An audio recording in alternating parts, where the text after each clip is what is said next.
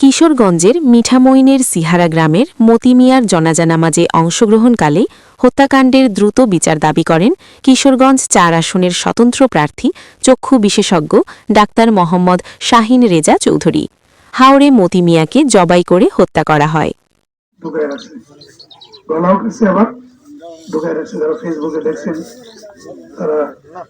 আমি তো ডাক্তারি জীবনে বহু পোস্টমর্টম করেছি। আমাদের ডাক্তারি হইলে পোস্টমর্টম করা লাগে, এরকম পোস্টমর্টম আমাদের এলাকায় হয়েছে বলে আমি আমার ডাক্তার যারা আছে বন্ধু বান্ধব তারা জিজ্ঞেস করলাম যে ইসলামীটা নষ্ট গ্রামে এরকম ঘটনা তারাও দেখে নেই। এবং যারা অত্যন্ত দুঃখজনক একটি ঘটনা। মানুষের সাথে মানুষের দ্বন্দ্ব থাকতেই পারে, দ্বন্দ্ব আছে না? প্রত্যেক ঘরে ঘরে আছে, ছেলে মেয়ে আছে, বউ স্বামী স্ত্রী আছে, ভাই বোন আছে, দ্বন্দ্ব থাকবে। তাই বলে নৃশংস ভাবে কাউকে হত্যা করা এটা অত্যন্ত জঘন্য কাজ। যারা এই কাজ করেছে তাদেরকে আইনের আওতায় আনার জন্য আমরা যারা আইন শৃঙ্খলা বাহিনী আছে তাদের কাছে অনুরোধ করবো। আর্থিক ভাবে ওনার যদি অসুবিধা থাকে, বিল্লাল সাহেব আমাদের 10,000 টাকা দিচ্ছে, বাকি আপনারা যারা আছেন আমার সাথে যোগাযোগ করবেন, আরো কিভাবে হেল্প করা যায় আমি আমার তরফ থেকে ওনাকে হেল্প করবো। যা করা লাগে আমি আমার তরফ থেকে করার ইনশাল্লাহ করবো। আর সবাই ওনাকে মাফ করে দিবেন, যেহেতু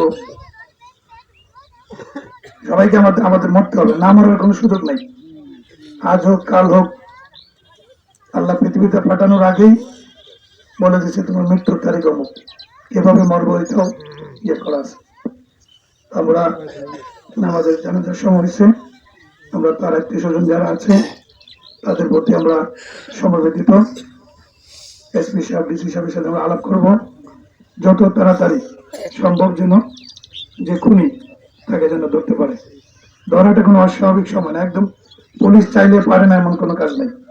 এটা ভালো কাজে হোক আর খারাপ কাজে হোক, সব কাজে ওরা করতে পারে। আমরা আশা করি আমাদের পুলিশ প্রশাসন দ্রুত সময়ের ভিতরে, আর এখন একটু নির্বাচনী সময়, কত সিকিউর, এই সিকিউরিটির ভিতরে এই কাজ করছে সারাদিন, আর্মি ঘরে, পুলিশ ঘরে, পিটিআর ঘুরে, এর ভিতরে যদি এরকম হইতে পারে, অন্য সময় যে অনেক কিছু হইতে পারে।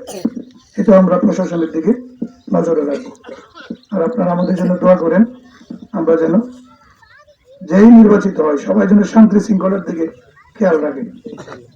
একটা ভালো মানুষের ঘাড়ে যেন আপনারা দায়িত্ব দিতে পারেন, এলাকাটা যেন আমরা যারা দাঁড়াইছি তারা কেউ, আপনাদের দায়িত্ব হলো এর থেকে একটা ভালো লোককে বাছাই করে আপনাদের নেতা তৈরি করা, যিনি আপনাদের দায়িত্ব কাঁধে নিয়ে এই 5টা বছর আপনাদের দায়িত্ব কথা বলবেন। আসসালামু আলাইকুম।